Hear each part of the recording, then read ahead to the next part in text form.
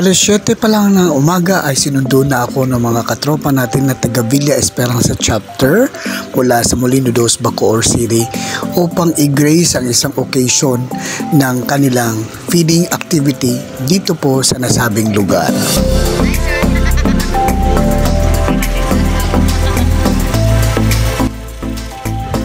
Magandang buhay mga katropa. Ngayong araw na to ay araw ng Pasko ng muling pagkabuhay ng ating Hesukristo. Inuumpisahan ang isang araw sa isang feeding activity program, isa na namang community outreach program ng Kabalikat Net Philippines Malaya Incorporated na ngayon ay Kabalikat International Association Incorporated. Dito po magaganap sa Villa Esperanza Chapter. Morning, ma'am!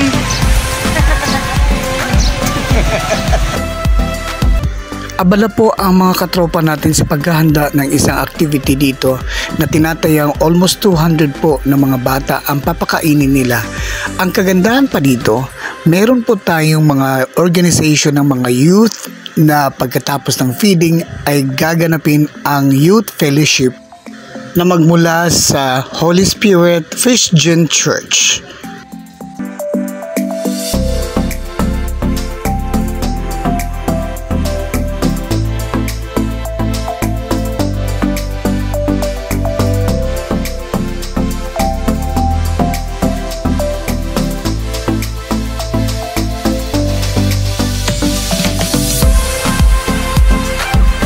Naghanda ang mga katropa natin ng lugaw na may kasamang manok at sopas na special nilang ginagawa at pinagsama-sama nila ang mga kabataan dito sa kanilang paligid upang pakakainin at pagkatapos niyan ay magaganap ang fellowship ng mga kabataan na siyang pangungunahan po ng mga anak ng ating mahal na Supremo at ang kanyang alpha na si Ma'am Wen dito po sa Villa Esperanza Chapter. Ang kagandahan dito is that tinuturuan din natin ang mga bata bukod sa pagpapakain, tinuturuan din natin sila kung paano mag-worship kay Jesus dahil binigay po ng mga katropa natin ang kanilang time para sa pagpapakain at the same time yung oras nila para magpe-fellowship dito po sa nasabing lugar.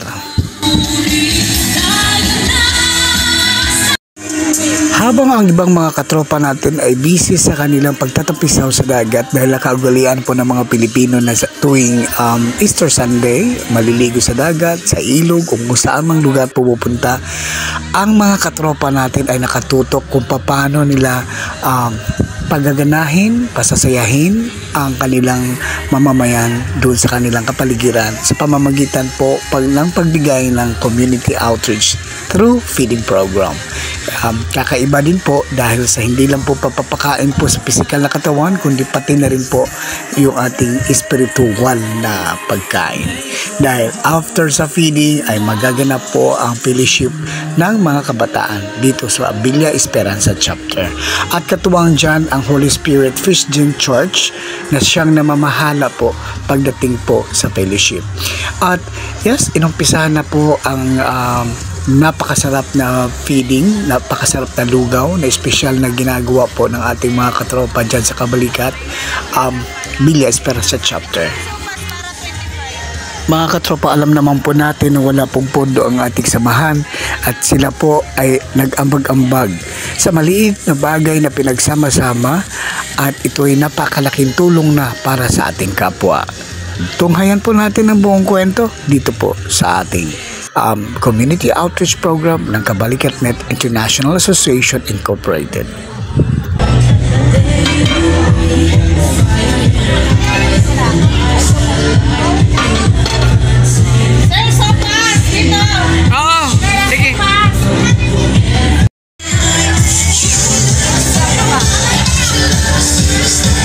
Wow, parang special ang sopas.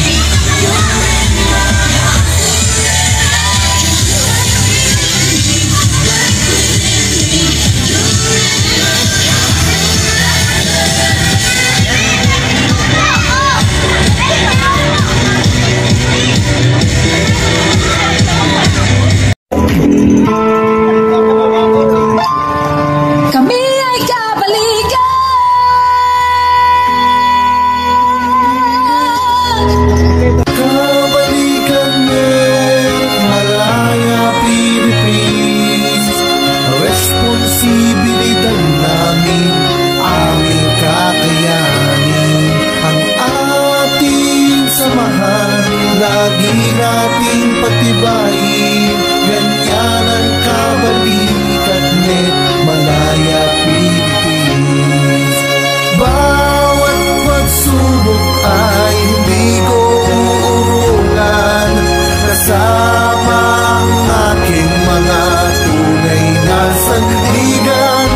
Karamay tanggulan, samahan ng pagkakaibigan, tunay at tapat kami inyong maasahan. Bawat kasapi saan man makarating, isa ang aming adhikain. Pagtulong sa kapwa ang aming unahin, ganyan ang kabalikat net Malaya Philippines. Kabalikat net Malaya Philippines, responsibilidad namin, aming kakayanin, ang ating samahan, lagi nating patibayin, ganyan ang kabalikat net Malaya Philippines. Karangalan na hindi ko ipagpapalit sa mga gawain na mali. Ako'y maglilingkod na walang pasubali, pagkat sa aking puso tama ang nananalig. Kabalikat net Malaya Philippines, responsibilidad namin, aming kakayanin, ang ating samahan, lagi nating pagtibayin, ganyan ang kabalikat net Malaya Philippines. Kabalikat net Malaya Philippines, responsibilidad namin, aming kakayanin, ang ating samahan, lagi nating pagtibayin, ganyan ang kabalikat net Malaya Philippines. Mga katropa, kung napapansin nyo, kakaiba po ang suot-suot ng ating mga katropang kabalikat dyan. Yan po ay pa-t-shirt ng ating mahal na kapitan na si Sir Mike Sakitan. Dahil nga po, full support po siya sa Villa Esperanza chapter, nagbigay po si kapitan ng pa-t-shirt po para po mai-incorporate po ang gawain ng barangay at at the same time gawain ng kabalikat. Yan po ay patunay na suportado po ang kabalikat net ng ating mahal na kapitan ng Molino 2. At dito, mas lalong sinipag po ang ating mga kabalikat net na gumawa ng community outreach, hindi lang po augmentation po para sa peace and order ng barangay, pati na rin po ang paggawa ng lahat ng ikakabubuti, pag-maintain ng peace and order sa kanilang nasasakupan.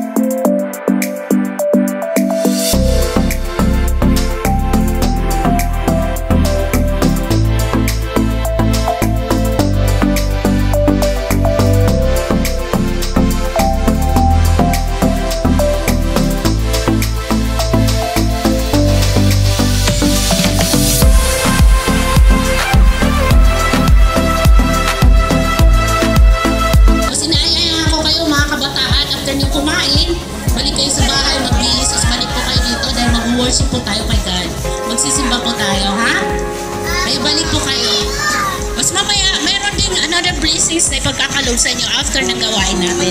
Ha? Kaya inaanyayahan ko po kayong lahat na dumalo after ng pagkain natin. Ha? Mabilis lang. Pagkatapos, balik na ulit dito. Ha?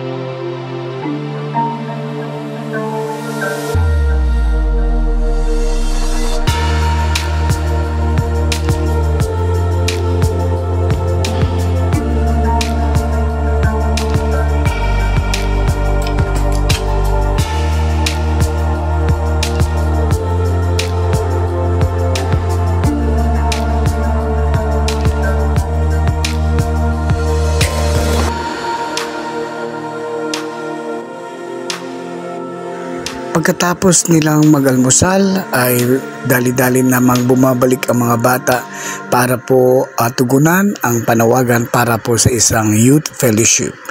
At ang mga bata ngayon ay naka-ready na, ang mga youth naman ay naka-ready na rin para umpisahan ang pagwo-worship kay God.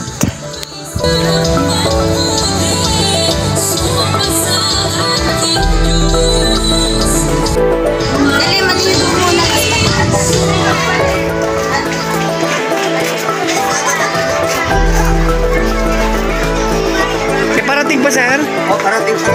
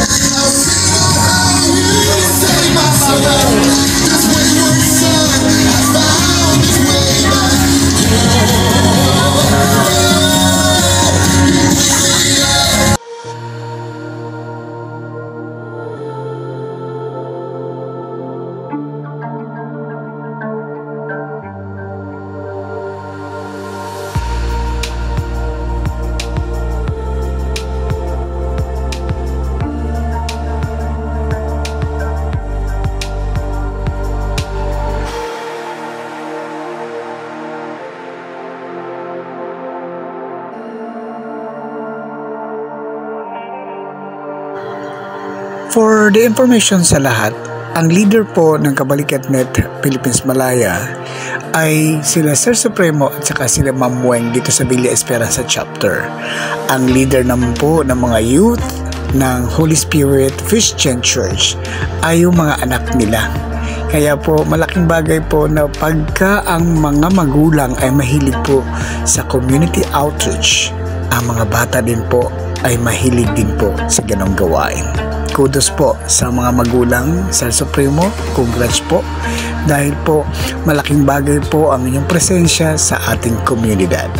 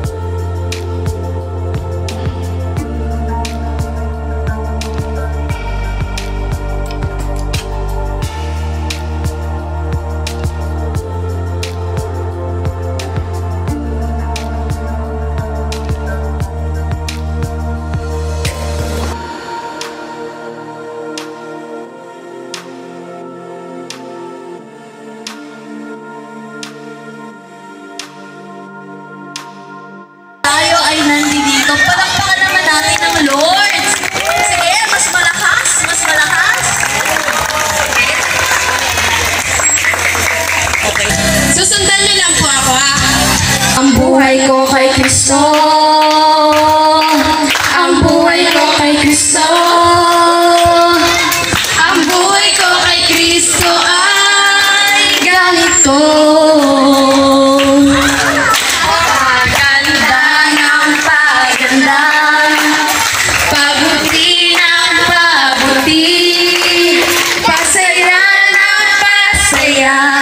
Ang buhay ko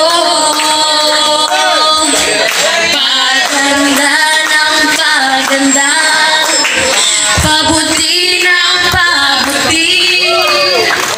Ang buhay ko kay Kristo ay ganito. Ano ba? Paangat ng paangat, payaman ng payaman.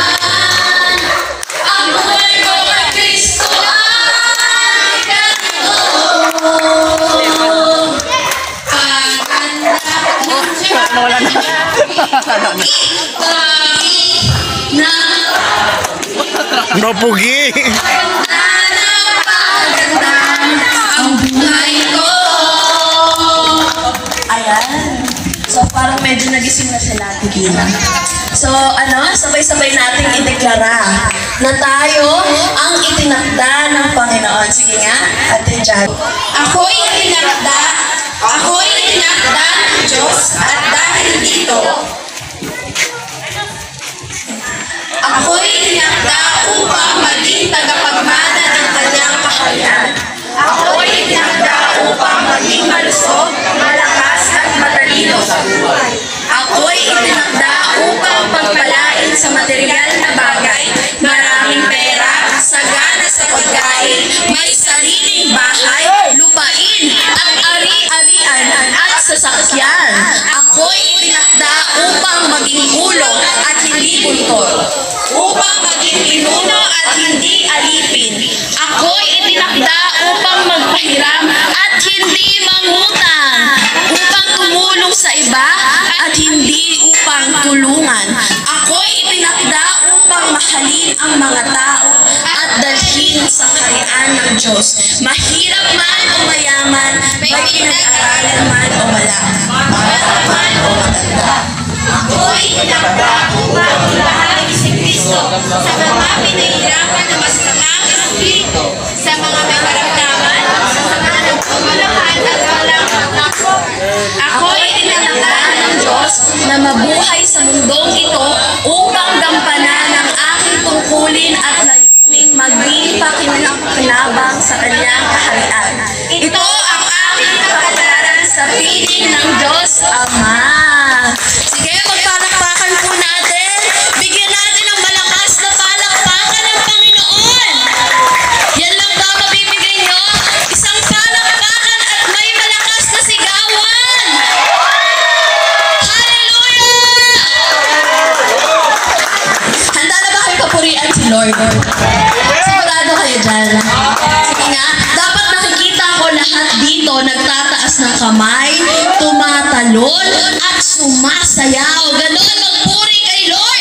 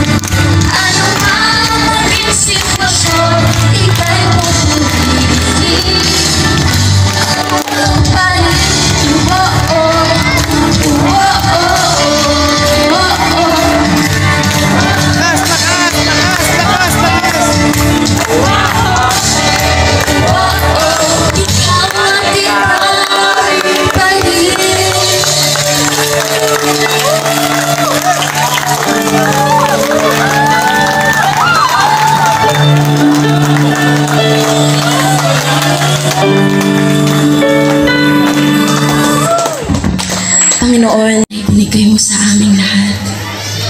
Maraming salamat, Panginoon, sa buhay at pag-asa at pagpapala na patuloy mong ibinibigay sa bawat tao na naririto, Panginoon. Ikaw ay dakila, ikaw ay sapat. Maraming salamat sa lahat. Come on, church. Let's worship the Lord.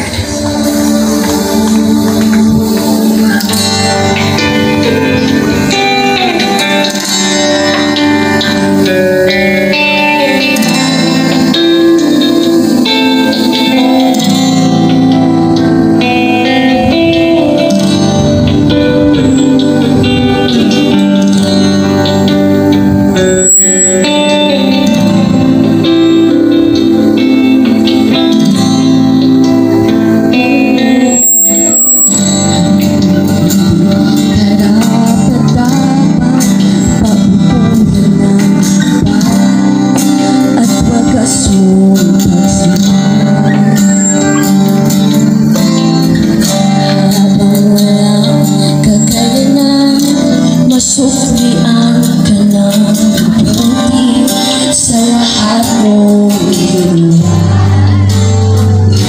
Niyakap mo ako sa aking gabi. Inibig mo ako nang di kayang tumbasan.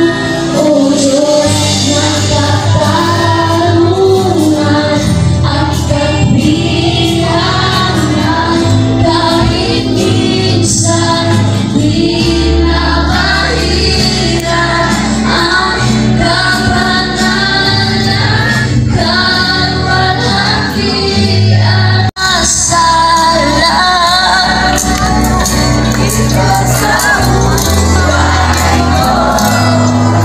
Salamat sa suntulang bilaya mo.